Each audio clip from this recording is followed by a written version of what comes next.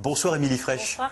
Vous êtes l'invitée de C'est-à-dire ce soir, car s'ouvre dans quelques jours, ou à peu près 3 semaines, le procès des assassins présumés d'Ilan Halimi. On se souvient de cette affaire de ce jeune homme de 23 ans, assassiné, torturé en 2006 par ceux qui se surnomment le Gang des barbares, et en particulier leur chef Youssouf Fofana. Or, dans un livre que vous venez de publier aujourd'hui, 24 jours, la vérité sur la mort d'Ilan Halimi, au Seuil, vous avez permis à la mère, Ruth Halimi, la mère d'Ilan Halimi, de témoigner, de raconter son propre calvaire, le martyre de son fils. Pourquoi vous, qui êtes une romancière et pas une journaliste, vous êtes-vous intéressée à cette affaire de cette façon ? Je m'y suis intéressée parce que je suis une enfant des années 80, une enfant de l'antiracisme. Et le jour où j'ai entendu Ruth Halimi à la radio dire que son fils avait été enlevé, séquestré et tué parce qu'il était juif, moi j'ai eu le sentiment que la France dans laquelle j'avais grandi, elle venait de... une page s'était tournée. Et j'ai été bouleversée par cette affaire. Et si vous voulez, en tant que romancière, tous mes romans traitaient déjà du racisme et de l'antisémitisme. Et c'était une chance pour moi de pouvoir aller au bout de ce travail. Et j'ai pris ça aussi comme un devoir en tant que citoyenne.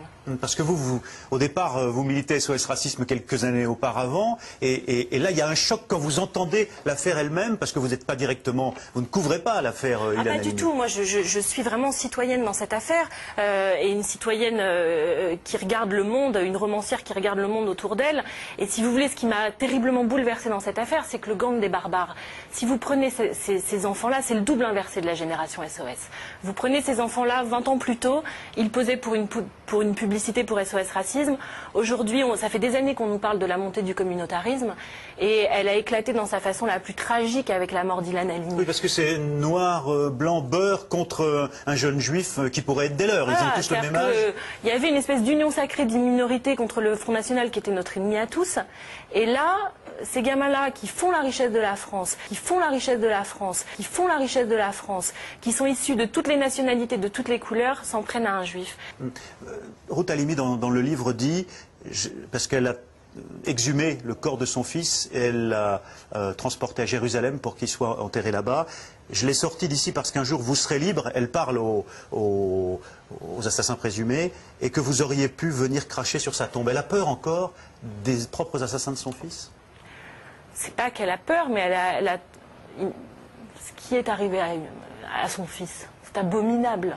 Déjà, de perdre un enfant, c'est une douleur atroce, mais dans ces conditions, dans des conditions pareilles, c'est... Mais elle redoute que ça ne soit pas fini. C'est ça qu'on ressent. Non, elle s'est dit surtout, mon fils a trop souffert sur cette terre et je ne veux plus qu'on lui fasse de mal. Je veux le repos pour mon fils.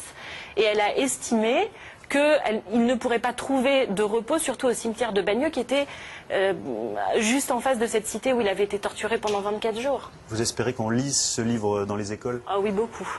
Je suis très fière de l'avoir fait, et notamment pour ça. Émilie Frech, donc, qui a rédigé avec Ruth Halimi, la mère d'Ilan Halimi, 24 jours, la vérité sur la mort d'Ilan Halimi aux éditions du Seuil, et le procès donc dans un peu plus de 15 jours. Merci d'avoir accepté l'invitation de cette